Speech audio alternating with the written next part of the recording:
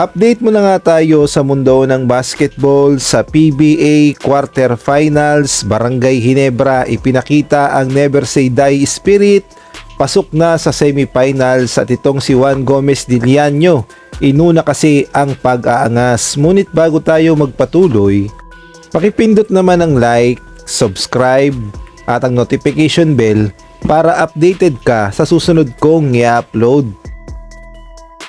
Naging mainit nga ang bakbakan ng Barangay Ginebra at Converge Fiber Xers sa Game 2 ng quarterfinals do or die game dahil isang panalo na nga lang ang hinihintay ng Barangay Ginebra upang sila ang umusad sa semifinals, samantalang ang Converge ay may twice to beat advantage at isang panalo lang ang kailangan nila upang sila din ay makausad sa semifinals. Kaya naman napaka-crucial at napakainit ng naging laban ng Barangay Ginebra at Converge Fiber Xers at umabot pa nga ito sa pisikalan at gaynarinay. Umabot pa sa overtime ang naging laban. At marami naman ang nakapuna dito kay Juan Gomez Diliano na grabe na ang ginagawang pag-aangas dito sa Barangay Ginebra at para bang Converge na ang mananalo.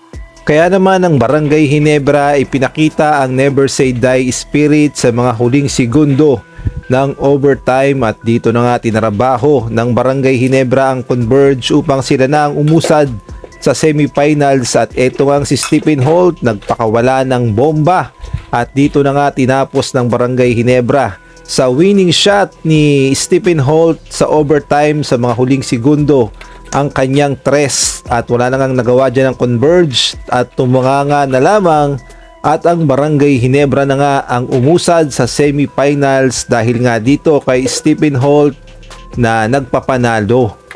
At dahil nga sa panalo ng Barangay Ginebra, tila ba'y nahimasbasan na itong si Juan Gomez Diliano na unay nag-aangas ngunit ngayon ay biglang natulala at nalungkot. Syempre masakit yan.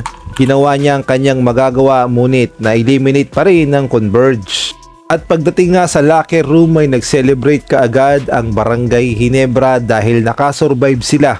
Sa lakas din ng Converge Fiber Xers ngunit hindi pa dyan natatapos ang lahat dahil uusad na sa semifinals ang Barangay Ginebra at makakaharap nga nila ang kanilang sister company, ang San Miguel Beermen, dahil pasok na nga sa semifinals ang San Miguel matapos namang pataubin ang NLEX Road Warriors sa quarterfinals. Kaya naman magandang bakbakan talaga sa semifinals ang Barangay Ginebra versus San Miguel Beermen. Kaya naman abangan na lang natin kung sino ang uusad naman sa finals at tignan natin kung muling mailigtas ni Holt ang Barangay Ginebra.